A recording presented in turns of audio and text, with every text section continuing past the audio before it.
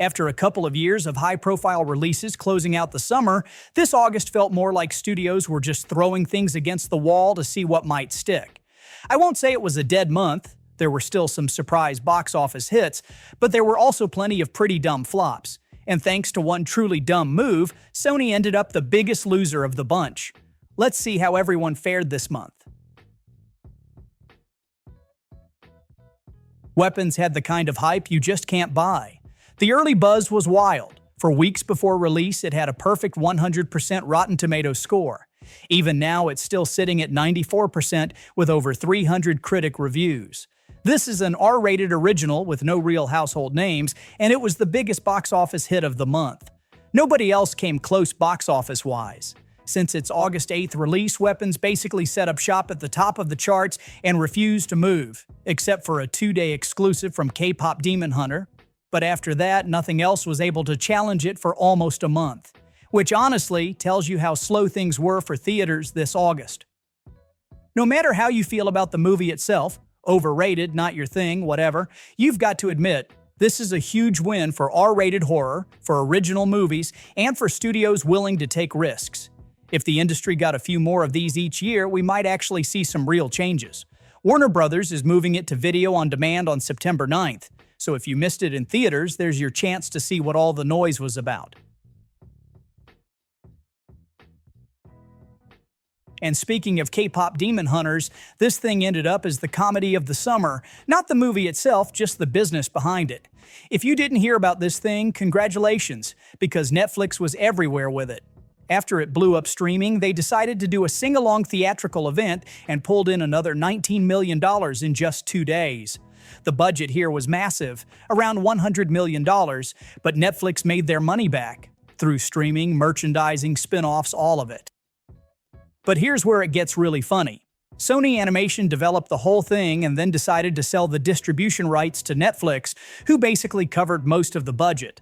Sony got a flat fee for it, not even a percentage. So while K-pop demon hunters cleaned up for Netflix, Sony just sat there watching someone else cash in. You can't tell me they had no idea this thing would be huge. So yes, K-pop demon hunters is a winner, but Sony is definitely in the losers column for this one. Sony again.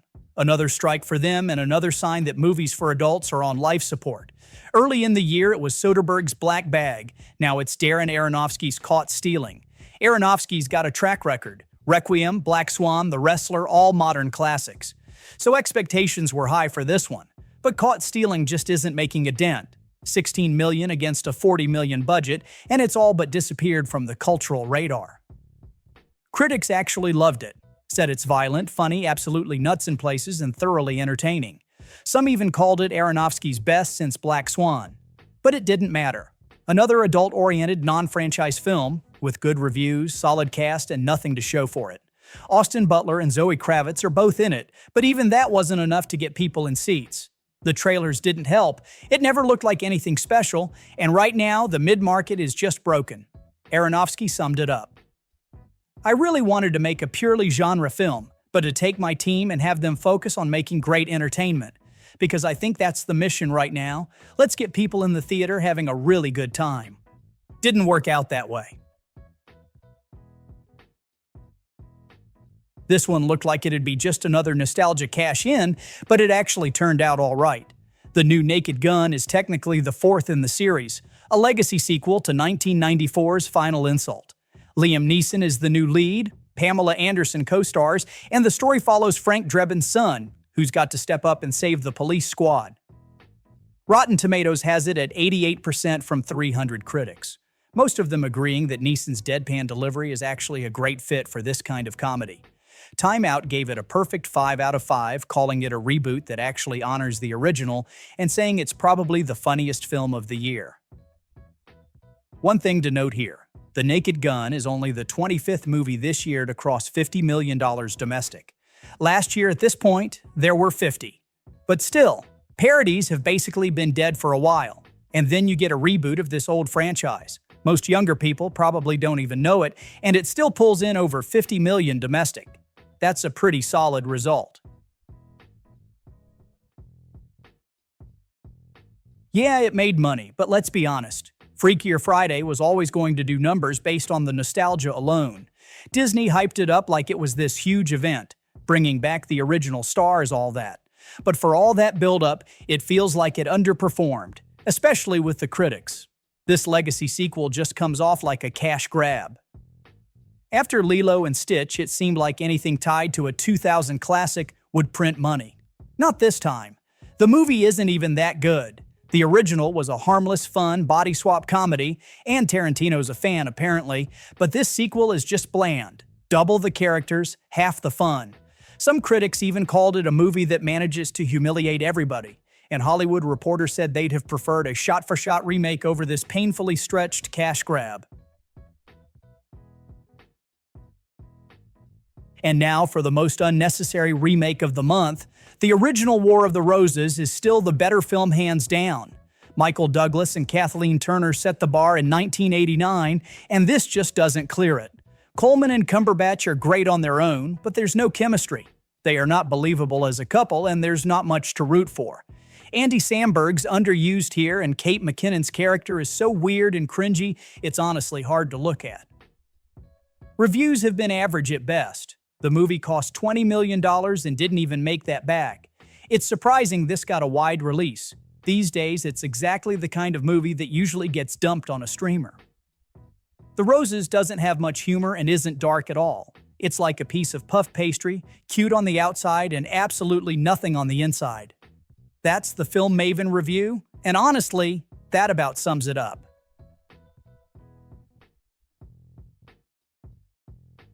This is August's biggest box office bomb. Ron Howard's always been one of Hollywood's safest bets. Apollo 13, A Beautiful Mind, Splash. But Eden is not joining that list of career highlights. This was his star-studded early 20th century survival drama. Premiered at Toronto Film Festival almost a year ago, then sat on the shelf until Vertical finally put it in theaters, and only after 8 months of hunting for a distributor. Vertical didn't even bother with a minimum guarantee. The numbers say it all. $1 million opening, $1.8 million worldwide, off a reported $35 million net production budget. They actually spent even more money on it, around $55 million, but then Aussie tax credits brought the budget down. The reviews out of TIFF landed with a thud. 57% on Rotten Tomatoes. Nothing to write home about. Add to that, the movie leaked online 2 months before it ever hit theaters. By the time it finally opened, there was zero buzz left. As for the film itself, it's a grim true story about European settlers trying to build a utopia on the Galapagos after World War I. You've got Ana de Armas, Vanessa Kirby, Jude Law, Sydney Sweeney. Huge cast. 38% of the budget went to above-the-line costs. But Eden was always going to be a tough sell. This summer was rough for animated family films. Pixar's Elio had the worst opening in studio's entire history, the new Smurfs movie bombed, and honestly, animation's best hope for the year is probably Zootopia 2 coming this fall. So naturally, the Bad Guys sequel comes out on top here, mainly because everything else in the category just tanked and there was zero competition on the animation front. The Bad Guys 2 isn't anything groundbreaking. It's just a solid family animation. Entertaining, does what it's supposed to do, and nothing more. It dropped in the middle of a packed summer. Universal thought this franchise had wide appeal, but the numbers say otherwise. It just never turned into an event, and the marketing didn't help. The best performing animated film of the year was KPop Demon Hunters, but that only hit Netflix, so a lot of families probably just called it a day after watching that at home. All of this explains why The Bad Guys 2 didn't make more. Still, it ended up as the second highest grossing movie in August, with $181 million right behind Weapons, which really tells you everything you need to know about how dead this August was for the box office.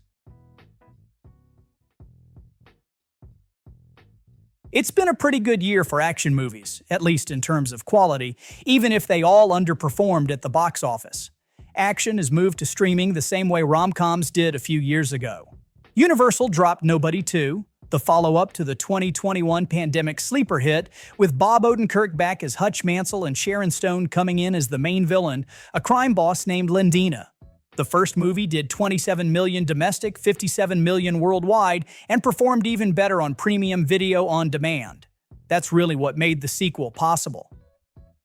There's no reason to think Nobody 2 won't follow the same path, a modest theatrical run, and then it'll live forever as a streaming/B-movie favorite.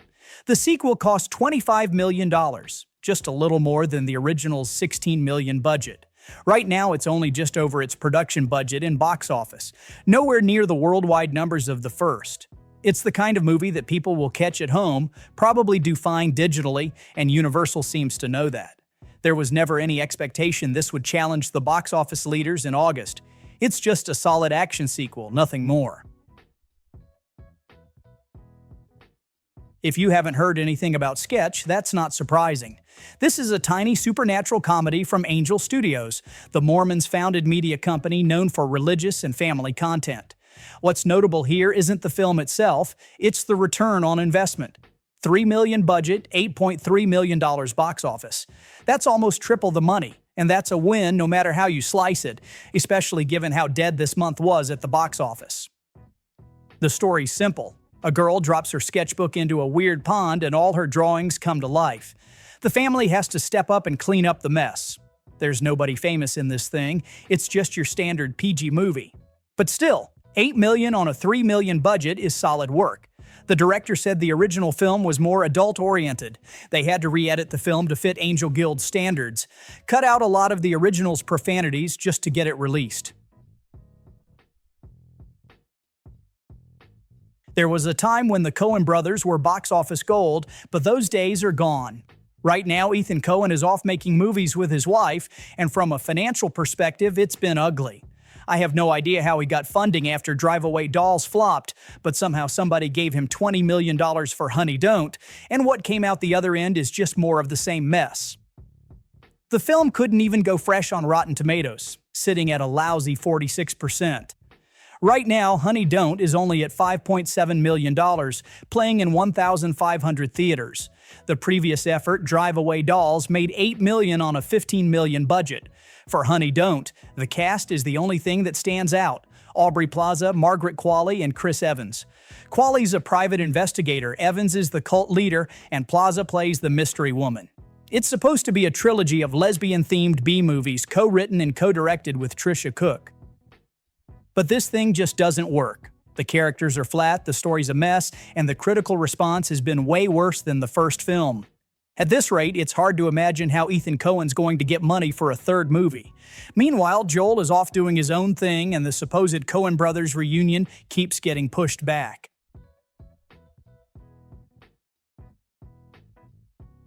There's something to be said for the commitment to practical effects in the Toxic Avenger reboot.